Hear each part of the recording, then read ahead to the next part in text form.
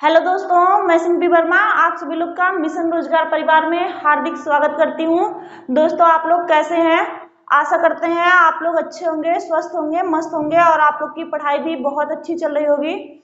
दोस्तों, आप सभी लोग का प्यार और आभार, बहुत ही धन्यवाद उसके लिए। आप लोग बहुत सपोर्ट कर रहे हैं, जिससे बहुत जल्दी हम सभी लोग सामने आएंगे एक दूसरे के। तो इसके लिए आप लोग को बहुत बहुत धन्यवाद दोस्तों। और हम सभी लोग देखिए रस पढ़ रहे हैं, जिसमें हम लोग जो है श्रृंगार रस पढ़ चुके हैं कल। आज हम लोग पढ़ेंगे करुण रस, वीर रस और हास्य रस। देखिए दोस्तों, करुण रस जो है बहुत इंपॉर्टेंट है और परीक्षाओं में बहुत बार पूछा गया है। तो आप सभी लोग चैनल को शेयर करेंगे और ज्यादा से ज्यादा आप लोग वीडियो को अपना प्यार और सपोर्ट देंगे दोस्तों, जिससे हमारा भी मोटिवेशन बहुत बढ़ता है कि हमारे बच्चे पढ़ रहे हैं, उन्हें समझ में आ रहा है, सारी चीजें उन्हें अच्छी लग रही हैं। और आप लोग सभी लोग जैसे ही वीडियो को शुरू करेंगे, अपने जिले का नाम और अपना नाम जो है लिख करके कमेंट करेंगे। जो भी आंसर आपसे पूछे जाते हैं, आप सभी लोग उसका जवाब कमेंट में देंगे दोस्तों। और आप लोग ज्यादा से ज्यादा क्लास को शेयर करेंगे।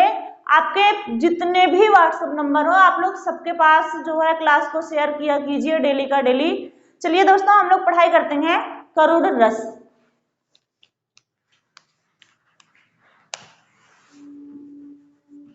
करुण रस, करुण रस का स्थायी भाव आप लोग कमेंट करके बताइए जल्दी से।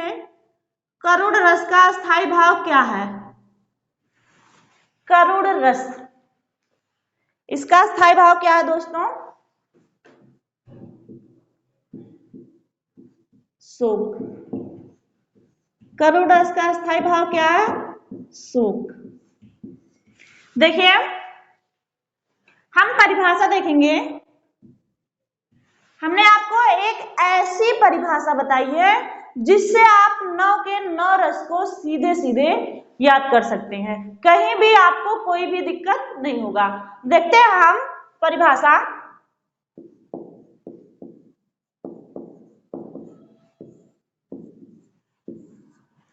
कह रहे हैं, जब शोक नामक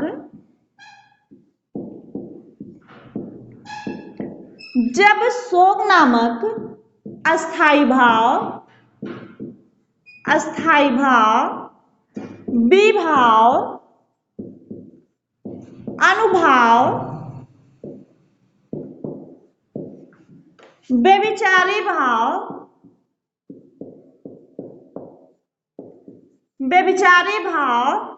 या संचारी भाव, व्यभिचारी भाव या संचारी भाव रस रूप में परिणत हो जाए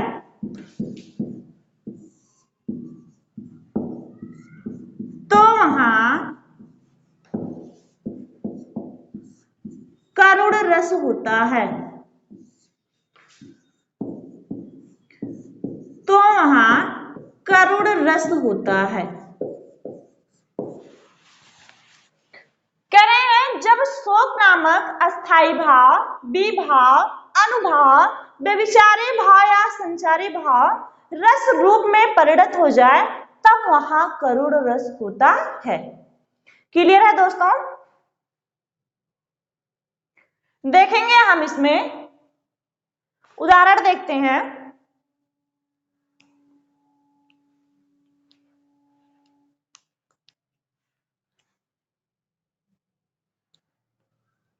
करुण रस का उदाहरण,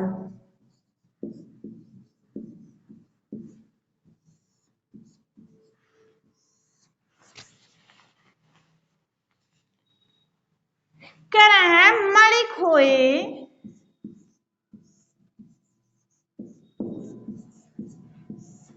भुजंग सी जननी, मणि खोए भुजंग सी जननी, फन सा पटक रही थी शीश।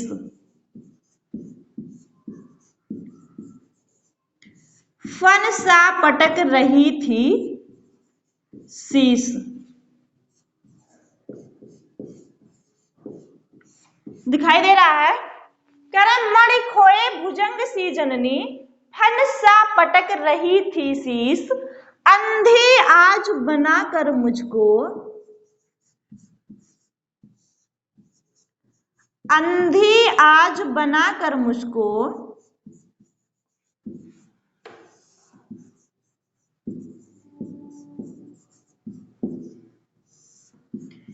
किया न्याय तुमने जगदीश। किया न्याय तुमने जगदीश।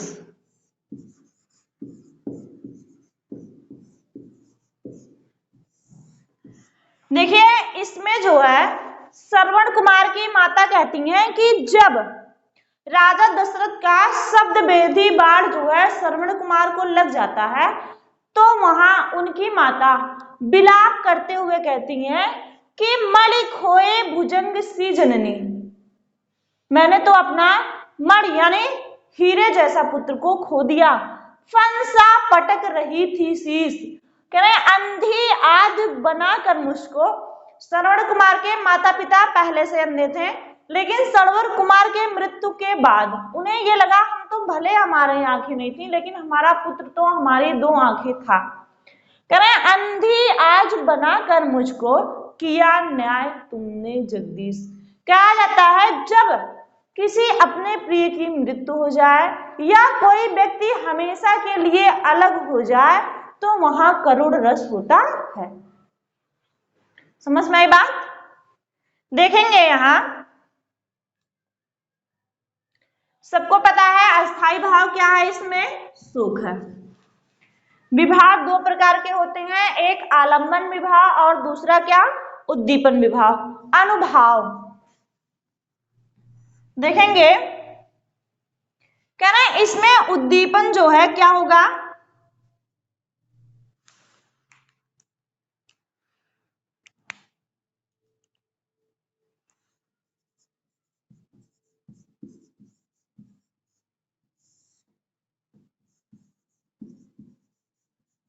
उद्दीपन विभाव क्या होगा, इसमें मूर्छित होकर गिरना या मूर्छित होना,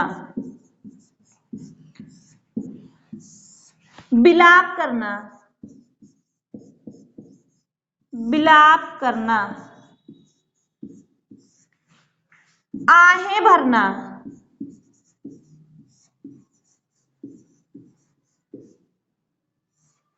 आहें भरना, ये क्या है, उद्दीपन है। और उसके बाद देखेंगे व्यभिचारी भाव क्या होगा या संचारी भाव क्या होगा। इसमें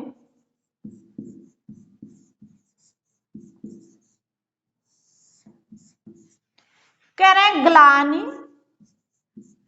ग्लानि माने पछतावा, ग्लानि, चिंता, ग्लानि, चिंता आदि, ये क्या है, संचारी भाव है। कह रहे मणि खोए भुजंग सी जननी, हंसा पटक रही थी शीश। अंधी आज बनाकर मुझको, किया न्याय तुमने जगदीश। आगे देखते हैं, अगला उदाहरण देखते हैं, स्क्रीनशॉट लेंगे सभी। देखिए अगला उदाहरण देखते हैं,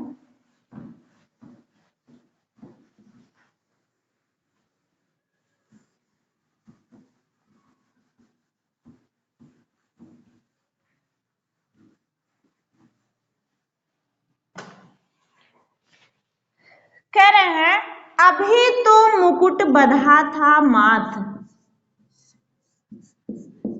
अभी तो मुकुट बंधा था माथ,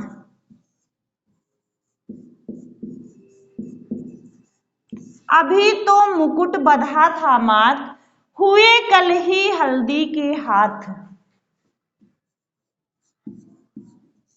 हुए कल ही हल्दी के हाथ। कह रहे हैं खुले भी ना थे लाज के बोल, खुले भी ना थे लाज के बोल, खुले भी ना थे लाज के बोल, खिले भी ना चुम्बन शून्य कपोल।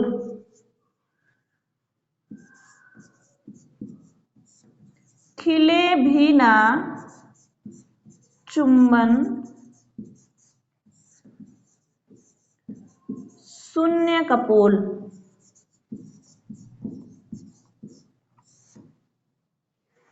कह रहे हाय रुक गया, रुक गया यही संसार, हाय रुक गया संसार,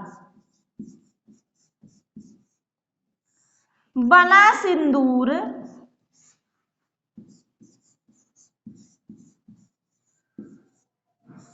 अंगार।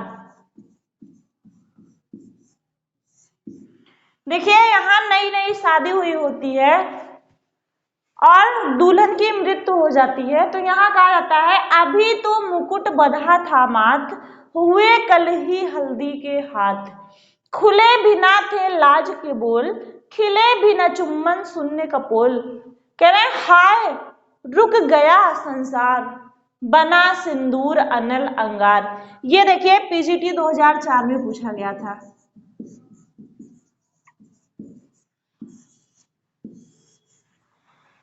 समझ रहे बात?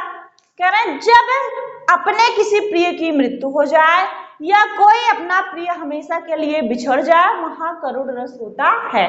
और सामान्य परिभाषा आपका, जब शोक नामक अस्थाई भाव, विभाव, अनुभाव, व्यभिचारी भाव या संचारी भाव रस रूप में परिणत हो जाए, तब वहां करुण रस होता है। आगे बढ़ते हैं।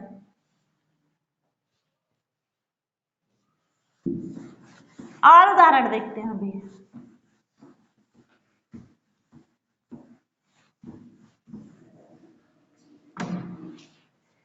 कह रहे हैं शोक बिकल सब रोवहि रानी,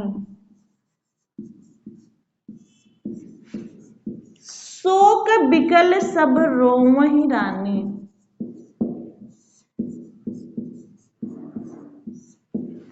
रूप गुण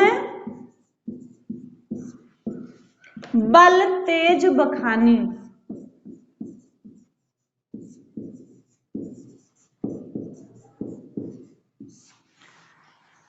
कहने करहि बिलाप अनेक प्रकारा, करहि बिलाप अनेक प्रकारा,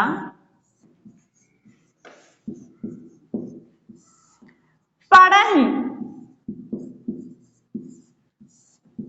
भूमि पर बारंबारा।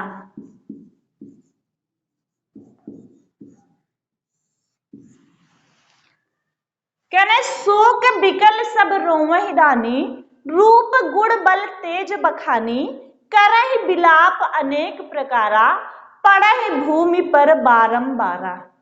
जब राजा दशरथ की मृत्यु हो जाती है तब उनकी तीनों रानियां शोक बिकल सब रोवहि रानी, शोक करके रोती हैं, कभी राजा दशरथ के रूप का बखान करके, कभी गुण का, कभी बल का और कभी उनके तेज का बखान कर करके रोती हैं। कह रहे करहि बिलाप अनेक प्रकारा, इस प्रकार अनेक प्रकार से बिलाप करती हैं, रोती हैं, चिल्लाती हैं। कह रहे पड़हि भूमि पर बारंबारा, और बार बार भूमि पर गिर जाती हैं। अगला उदाहरण देखते हैं। कह रहे हैं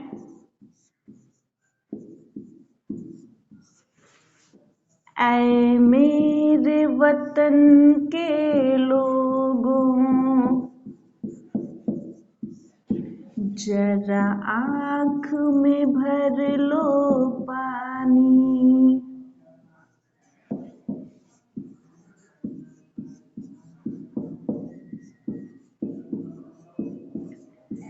जो शहीद हुए हैं उनकी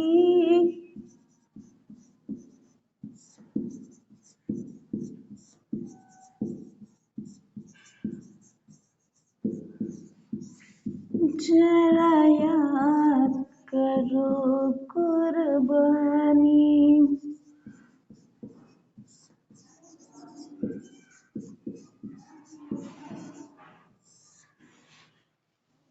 क्लियर? कह रहे हैं ऐ मेरे वतन के लोगों जरा आंख में भर लो पानी, जो शहीद हुए हैं उनकी जरा याद करो कुर्बानी। कहना जब घायल हुआ हिमालय खतरे में पड़ी आजादी, जब तक थी सांस लड़े वो फिर अपनी लाश बिछा दी। यहाँ भी देखिए करोड़ रस है, समझ में आई बात? बहुत इंपॉर्टेंट है। और ये देखिए करुड़ रस जो है हाई स्कूल के सिलेबस में है, करुड़ रस और हास्य रस। तो जिन बच्चों को करुड़ रस का उदाहरण नहीं याद हो रहा है या नहीं याद है वो इस उदाहरण को याद कर सकते हैं।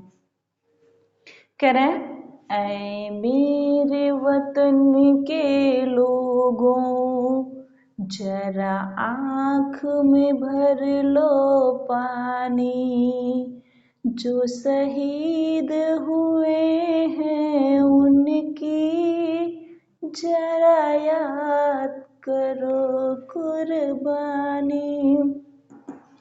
क्लियर है? आपका करुड़ रस क्लियर हो गया, समझ में आई बात? अब हम इसके बाद पढ़ते हैं करुड़ रस के बाद पढ़ते हैं हम वीर रस। क्या पढ़ेंगे? वीर रस। बहुत इंपॉर्टेंट है। चलिए देखिए आगे बढ़ते हैं।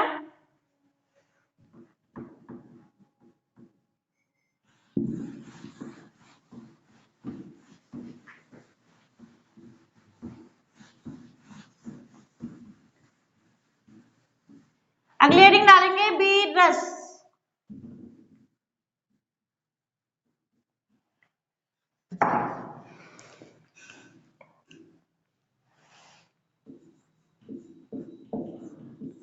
वीर रस का स्थायी भाव क्या है? उत्साह। क्या है वीर रस का स्थायी भाव? उत्साह। कह रहे हैं जब उत्साह नामक अस्थायी भाव, विभाव, अनुभाव, व्यभिचारी भाव या संचारी भाव रस रूप में परिणत हो जाए तब वहां वीर रस होता है। तब वहां वीर रस होता है। लिखेंगे सभी लोग।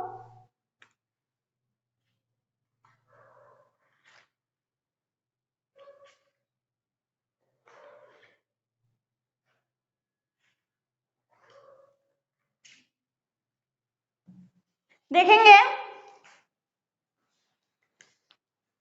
जब उत्साह नामक अस्थायी भाव, विभाव, अनुभाव, व्यभिचारी भाव या संचारी भाव रस रूप में परिणत हो जाए तब वहां वीर रस होता है।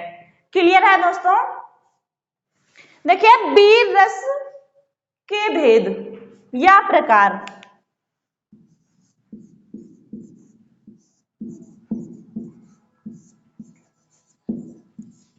वीर रस के भेद पूछा जाता है। वीर रस के कितने भेद हैं? 4। नंबर 1 देखते हैं युद्ध वीर, कि यदि आप युद्ध में विजय प्राप्त कर लिए तो वहां भी वीर रस है। कुछ राजा ऐसे होते थे जो युद्ध के लिए जाने जाते थे, जैसे महाराणा प्रताप हैं। तो यहाँ युद्ध वीर, दान वीर, जैसे कर्ण क्या था? दानी था, तो कर्ण क्या है? दानवीर। दयावीर, दयावीर। और अगला है नंबर 4 धर्मवीर, धर्मवीर। देखिए वीर रस के 4 प्रकार होते हैं, 4 भेद होते हैं, युद्ध वीर, दानवीर, दयावीर और धर्मवीर। क्लियर है? तो वीर रस के कितने प्रकार होते हैं? 4 प्रकार होते हैं। युद्धवीर, दानवीर, दयावीर और धर्मवीर। आगे बढ़ते हैं, उदाहरण देखते हैं हम। इसमें देखिए वीर रस में जो हमारा विभाव होगा, ये अनुभाव होगा, ये जैसे हमारी हाथ फड़कना, फिर जैसे युद्ध के लिए तैयार होना, और इसमें देखिए संचारी भाव क्या होंगे, गर्व होगा, हर्ष, उत्सुकता, ये सब इसके संचारी भाव होंगे कि जहां हम अत्यधिक उत्साहित हो जाते हैं वहां वीर रस होता है। जैसे कहा जाता है आप लोग को पढ़ने के लिए मोटिवेट किया जाता है, आपको शायरी बोल के मोटिवेट किया जाता है, किसी दूसरे का उदाहरण देकर मोटिवेट किया जाता है, तो जो आपके मन में उत्साह जागृत करता है वही क्या है, वीर रस है। आगे देखते हैं उदाहरण।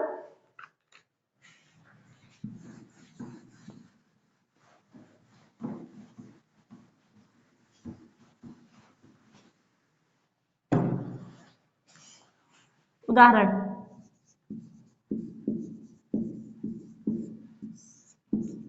कह रहे हैं, बुंदेले हर बोलों के मुख, बुंदेले हर बोलों के मुख,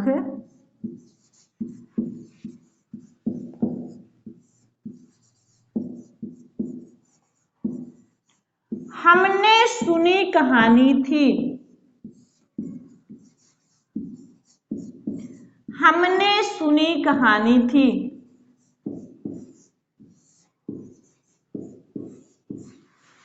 कह रहे हैं खूब लड़ी मर्दानी वह तो,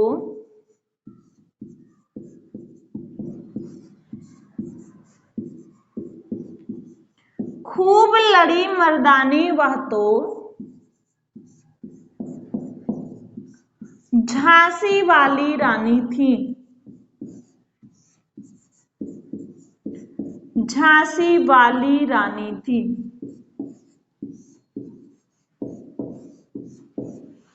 कह रहे हैं बुंदेले हर बोलों के मुख, हमने सुनी कहानी थी, खूब लड़ी मर्दानी वह तो, झांसी वाली रानी थी।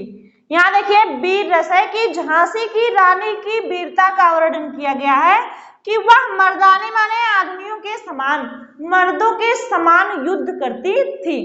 अंग्रेज जो है, यहाँ तक कि जो है अंग्रेजों ने क्या कह दिया, पूरे झांसी में अगर कोई वीर था तो वह झांसी की रानी थी, कोई मर्द था तो वो झांसी की रानी थी। ये किसने लिखा है, सुभद्रा कुमारी चौहान ने।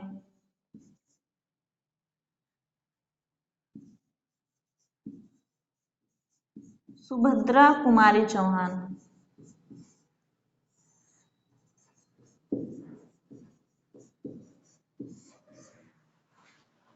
आगे देखते हैं, अगला उदाहरण है,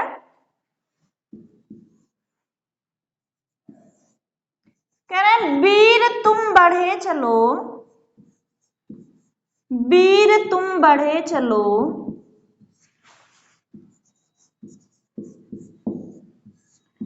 धीर तुम बढ़े चलो,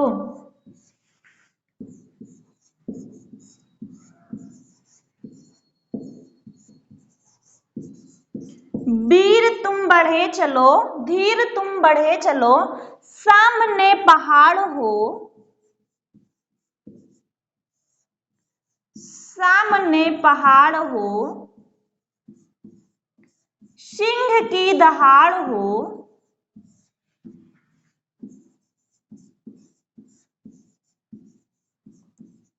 सिंह की दहाड़ हो। कह रहे हैं तुम कभी रुको नहीं,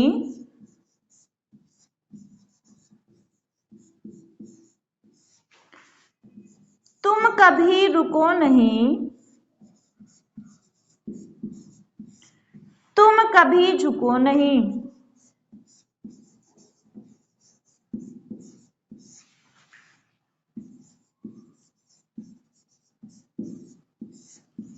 तुम कभी झुको नहीं।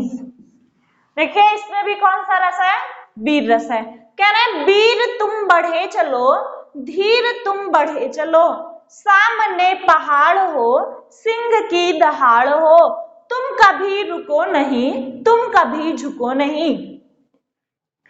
जहां पर वीरता का वर्णन किया जाए और हमें उत्साहित किया जाए कि हम इनके प्रकार ही अपने आप को वीर बनाएं, तो वहां जो है वीर रस होता है। कह रहे हैं जब उत्साह नामक स्थायी भाव, विभाव, अनुभाव, व्यभिचारी भाव या संचारी भाव रस रूप में परिणत हो जाए, तब वहां वीर रस होता है। अगला उदाहरण देखते हैं।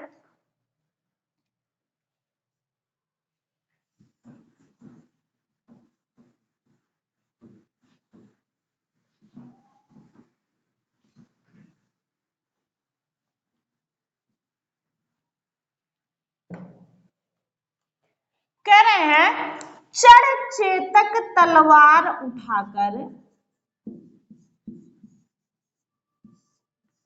चढ़ चेतक तलवार उठाकर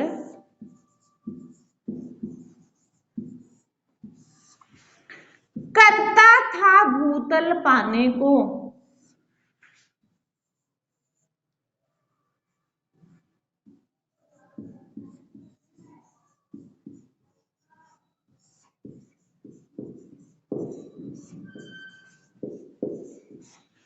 चढ़ चेतक तलवार उठाकर करता था भूतल पाने को, राणा प्रताप सिर काट काट कर, राणा प्रताप सिर काट काट कर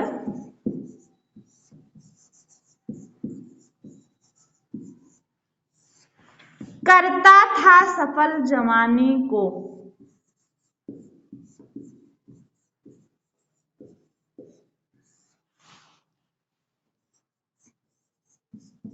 तो यहां देखिए राणा प्रताप की वीरता का वर्णन किया गया है कि चढ़ चेतक तलवार उठाकर करता था भूतल पाने को, राणा प्रताप सिर काट काट कर करता था सफल जवानी को। क्लियर है दोस्तों? यहां देखिए जो है वीर रस है। समझ में आई बात? अब हम अगली हेडिंग डालते हैं, अगला रस पढ़ते हैं, हास्य रस। क्या डालते हैं? हास्य रस। हो गया सभी का?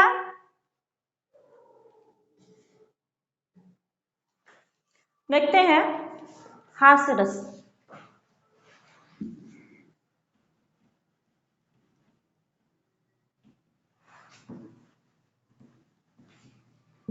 कमेंट करके आप लोग बताइए हास्य रस का स्थायी भाव क्या है?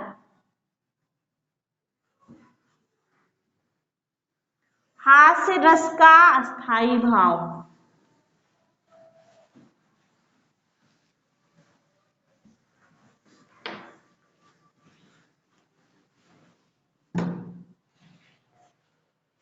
देखते हैं। हम पढ़ रहे हैं हास्य रस। इसका स्थायी भाव क्या है? हास्य। हास्य का मतलब हंसी। क्या है? हंसी। कह रहे हैं जब हास्य नामक, जब हास्य नामक अस्थायी भाव, विभाव, अनुभाव, व्यभिचारी भाव या संचारी भाव रस रूप में परिणत हो जाए, तो वहां हास्य रस होता है। तो वहां हास्य रस होता है। क्लियर? जैसे किसी के भी वेशभूषा को देख करके या उनके आकृति को देख करके जब हमें हंसी आ जाए, तो वहां हास्य रस होता है। क्लियर? उदाहरण देखते हैं।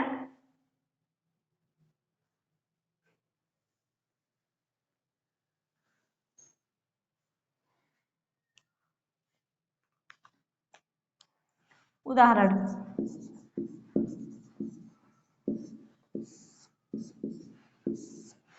कह रहे हैं बिंध्य के वासी उदासी, बिंध्य के वासी उदासी,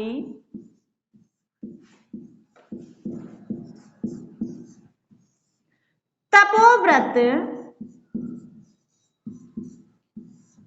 धारी महाबिनु नारी दुखारे।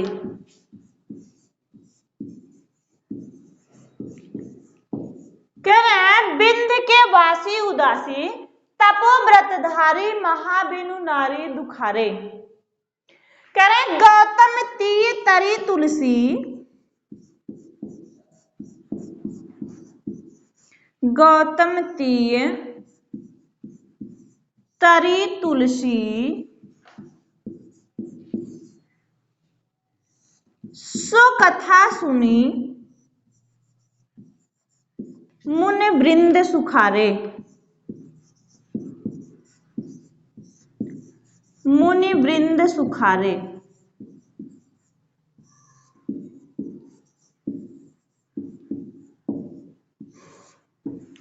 कह रहे हैं होई है शिला सब चंद्रमुखी,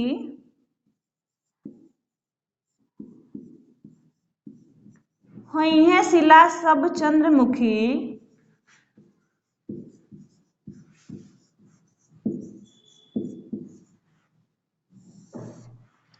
हुई है शिला सब चंद्रमुखी, पर से पद मंजुल कंज तिहारे।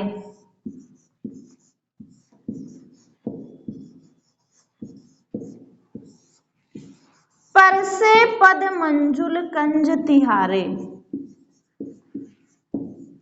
कह रहे हैं कि नहीं भली रघुनायक जू, कि नहीं भली रघुनायक जू, रघुनायक जू करुणा करी कानन को पगुधारे।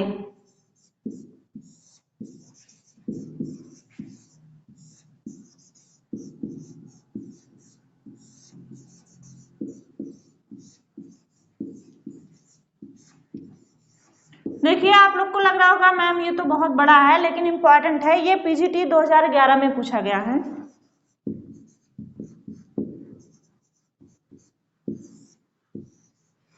कह रहे हैं बिंधे के वासी उदासी, तपोव्रत धारी महाबिनु नारी दुखारे। कि विंध्याचल में जो वास कर रहे हैं तपोव्रत धारी यानी पंडा बाबा लोग, वो महाबिनु नारी दुखारे, वह नारियों के वियोग में दुखी है। तुलसीदास जी कह रहे हैं कि जो विंध्याचल में निवास करने वाले साधु लोग हैं, पंडा बाबा लोग हैं, वो नारियों के वियोग में दुखी हैं।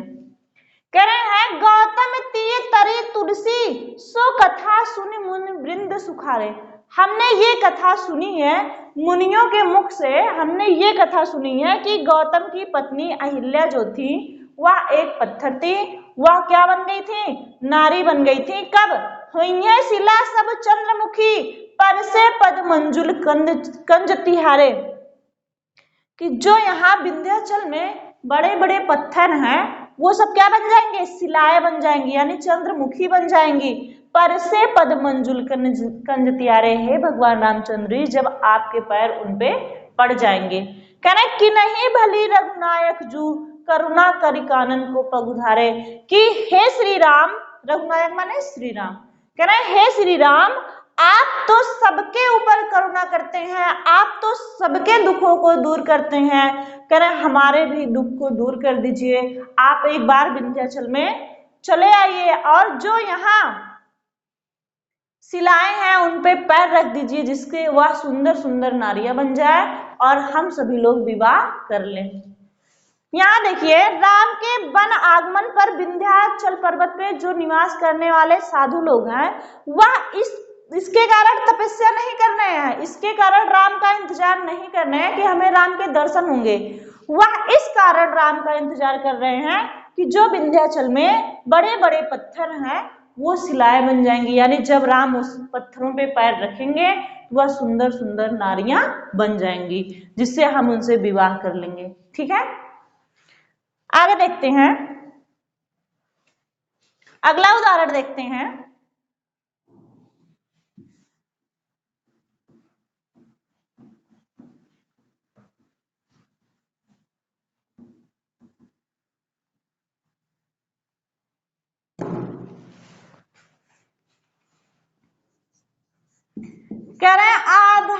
पात बबूल का,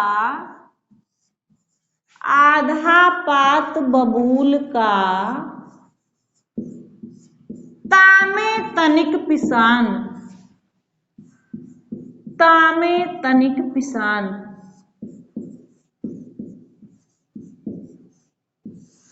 दूसरी लाइन है, लाला जी करने चले, लाला जी करने लगे, छठे समासे दान।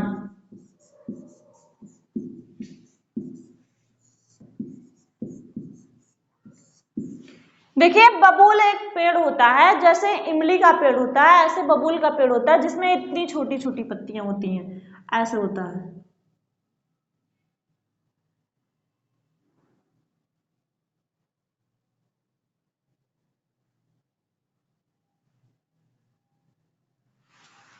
इतनी छोटी छोटी पत्तियां होती हैं। कह रहे हैं आधा पात बबूल का।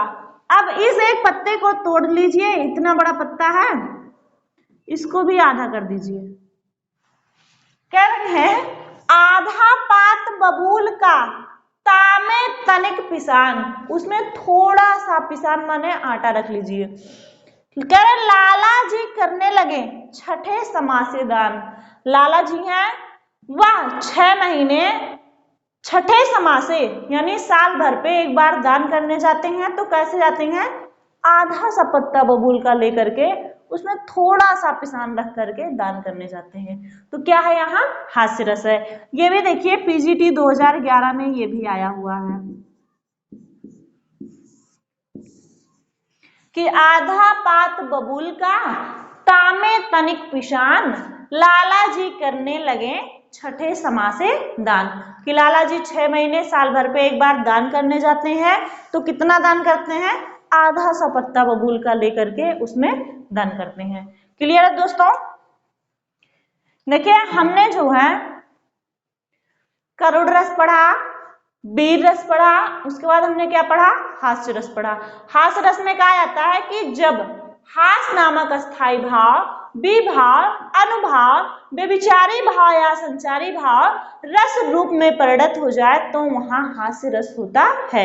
यानी जब किसी भी व्यक्ति के रूप को, पहनावे को देख करके हमें हंसी आ जाए तो वहां हास्य रस होता है।